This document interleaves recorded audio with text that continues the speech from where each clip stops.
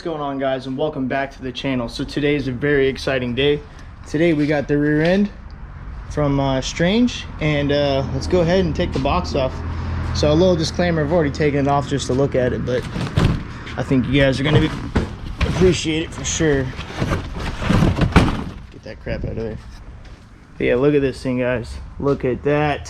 Look at this 9-inch. So awesome. It's like such a piece of art.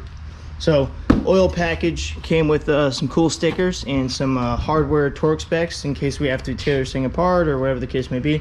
So 5/8 studs. We got the Strange the Pro Series 1 brakes, 35 spline axles.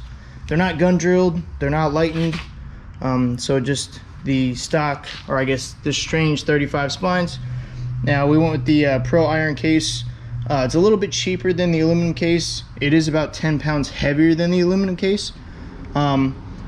So down the road, if we ever want to switch the third member, we can. So we got the universal Mopar mounts. We have a fill port, and we have a drain on the bottom, and then a breather, and then, you know, like I said, you know, this thing is ready to bolt up. So what we're gonna do is actually, I'm gonna get the leaf springs prepped. We're gonna get the car prepped, push all the solid bushings in, which are these Global West suspension bushings with the special Delum bushings that they make.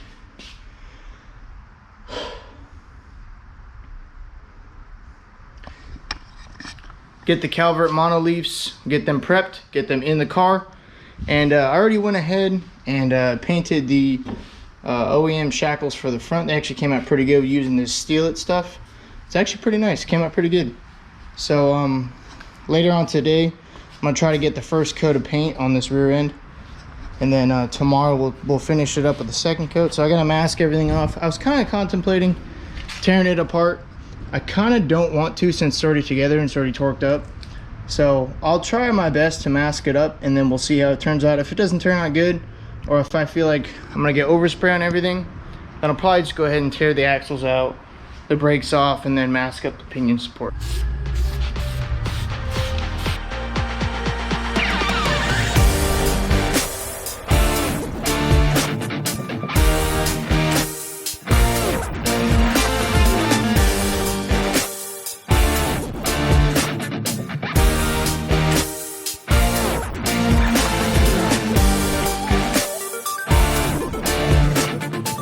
All right, first coat's on. It might be a little hard to see just because the sun is coming out now, but I mean, look how flat that stuff lays, guys. It looks so good. So good. Next best thing, powder coating, is what this says on the can, so kind of starting to believe it.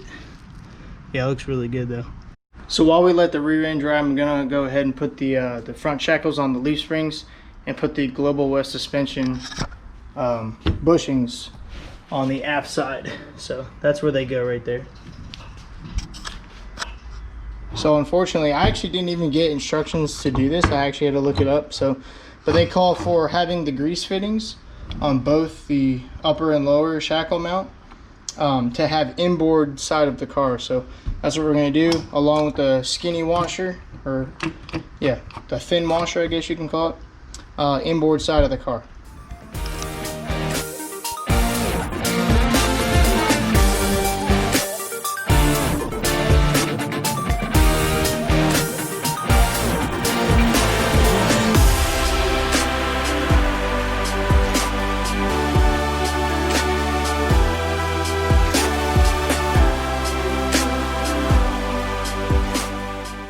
All right, second coat is on. Like again, it came out freaking flawless. Stuff looks so good. It comes out so smooth. It's actually kind of really surprised by it. We got our front shackles on. Good movement on both right there. And got new hardware. Try to show you here. So they're held in by these little clip nuts. 1, 2, and 3. So we got new clip nuts and new bolts. So we're gonna go ahead and take these old ones out, put the new clip nuts in, and then we'll go ahead and get the front shackle of the leaf spring installed.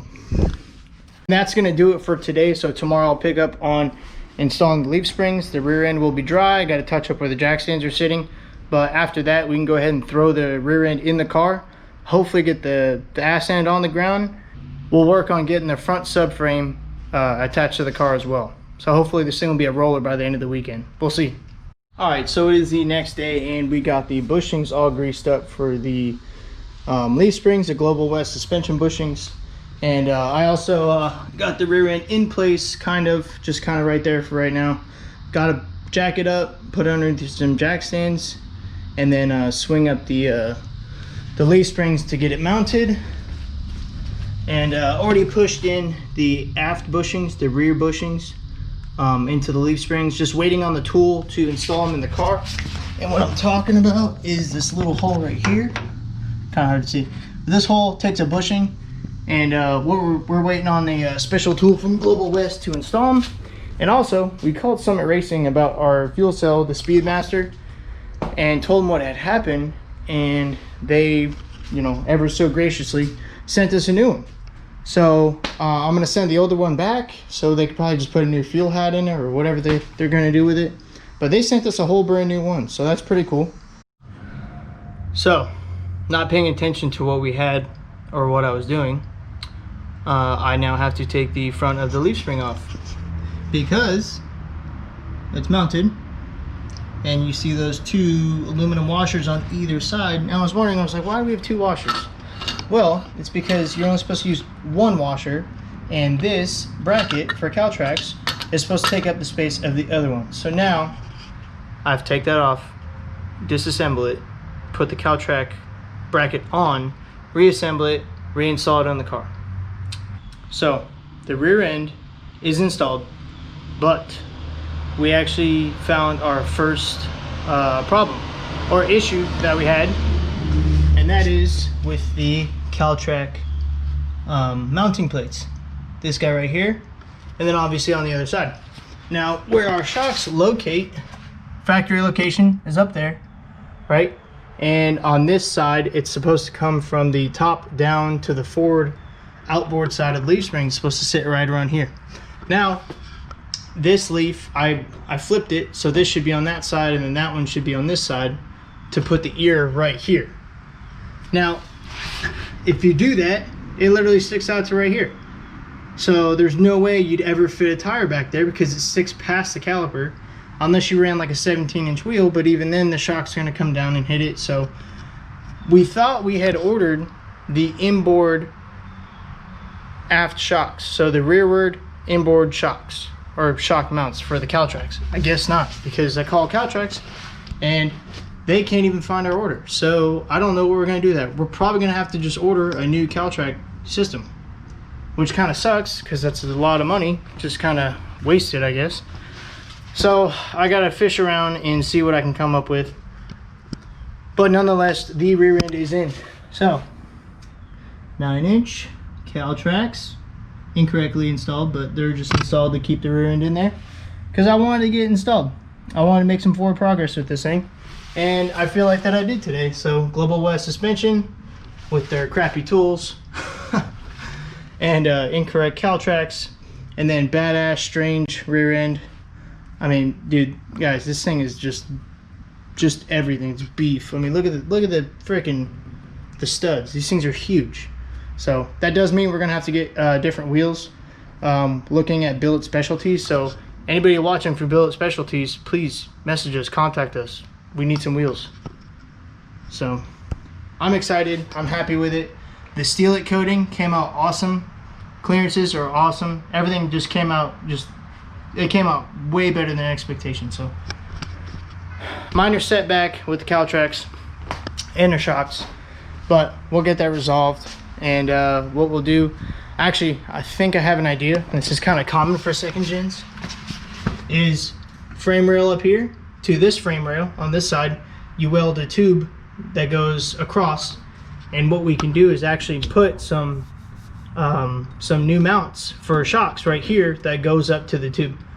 That means we'll have to get new shocks, which isn't a big deal because we might have to anyway. So if we have to get new shocks, we're just gonna go ahead and run the tube in between, and we'll just cut the ears off these Caltrax mounts, or just leave them how they are because they're not in the way of anything right now. So I thank the guys over at Strange Engineering. I mean, this rear end is just badass.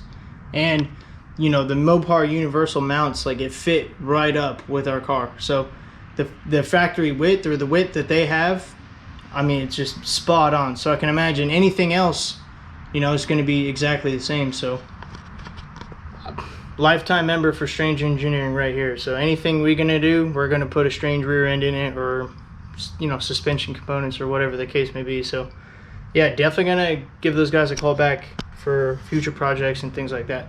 This weekend, I'm hoping to have the front subframe in the car. So if I can do that, and if I can find a cheap set of wheels or some steelies I can drill out and put on the back, this thing could be a roller. This thing could be back on its wheels in, I don't know, the past year. So subframe is done. It's been done for a while. It's covered up right now, but you get the idea. So if we can get that in and then get some wheels to fit this, I think we'll be in good shape. So that's gonna wrap it up for today's video, guys. Thanks for watching.